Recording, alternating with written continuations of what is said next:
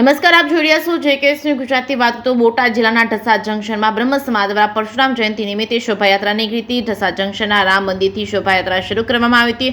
આ શોભાયાત્રામાં મોટી સંખ્યામાં યુવાનો, મહિલાઓ અને સમાજના આગેવાનો જોડાયા હતા. બ્રહ્મ સમાજના યુવાનોએ રાસ ગરબા રમતા જોવા મળ્યા હતા. શોભાયાત્રામાં ઢસા ગામ પોલીસ સ્ટાફ તેમજ હોમગાર્ડ, જીઆરડી સ્ટાફ ચુસ્ત બંદોબસ્ત સાથે હતા. પરશુરામ જન્મ જયંતિ નિમિત્તે શોભાયાત્રામાં રામ મંદિરથી શોભાયાત્રા શરૂ કરવામાં આવી હતી. રામ મંદિરથી નીકળીને મેઇન બજારમાં થઈ બટુક હનુમાન મંદિર સુધી ગયા હતા. ત્યારે બાદ બટુક હનુમાનજી મંદિરથી પરત ફરી ગૌશાળાએ પરત શોભાયાત્રા લઈને આવ્યા હતા.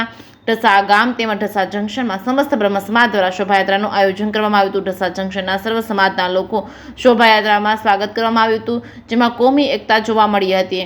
જેકેએસની ગુજરાતી સાથે આસિફ રબાણી, ઢસા.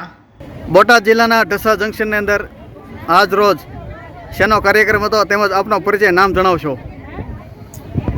જય પરશુરામ.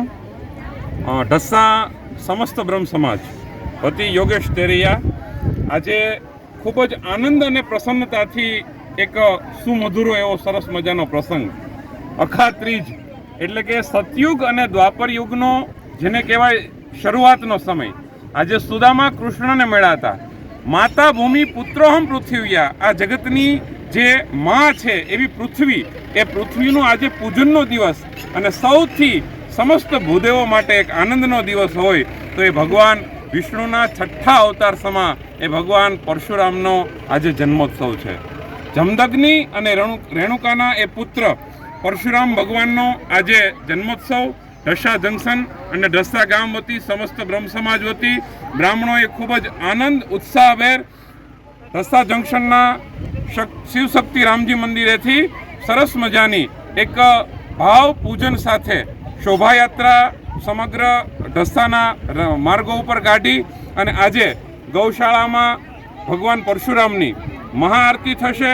ત્યારબાદ આવેલા આગંતુક બ્રહ્મ સમાજના મહેમાનો જે છે એમના સુંદર ભાવો પ્રતિભાવો સાથે આ કાર્યક્રમ જે છે એ સ્વાગતોત્સુક સાથે મહાપ્રસાદથી આ કાર્યક્રમની પૂર્ણાહુતિ થશે. ખૂબ જ આનંદ અને ઉત્સાહથી કહેવાનું મન થાય કે ભગવાન પરશુરામ કે જેમણે શસ્ત્ર અને શાસ્ત્ર બંનેની વિદ્યા માત્ર બ્રહ્મ સમાજને નહીં પણ સમગ્ર જગતને એણે આપી છે, કે જે શસ્ત્ર અને શાસ્ત્ર બંનેની વિદ્યા સમગ્ર વિશ્વને જ્યારે એમની જરૂર છે ત્યારે એ વિદ્યાનો આપનાર એ દેવ, બ્રાહ્મણોનો ઈષ્ટદેવ, પૂજનીય દેવ એવો ભગવાન પરશુરામ એવા આદરણીય અને કાયમ માટે બ્રાહ્મણો ઉત્તુંગ શિખર રાખી, ઉત્તુંગ મસ્તક રાખી અને એ ભગવાન પરશુરામનું પૂજન અને અર્ચન કાયમ કરતા રહે અને એ દેવ સમગ્ર ભૂમિના સમગ્ર જીવોને પ્રેરણાત્મક બનતા રહે એવા જ આ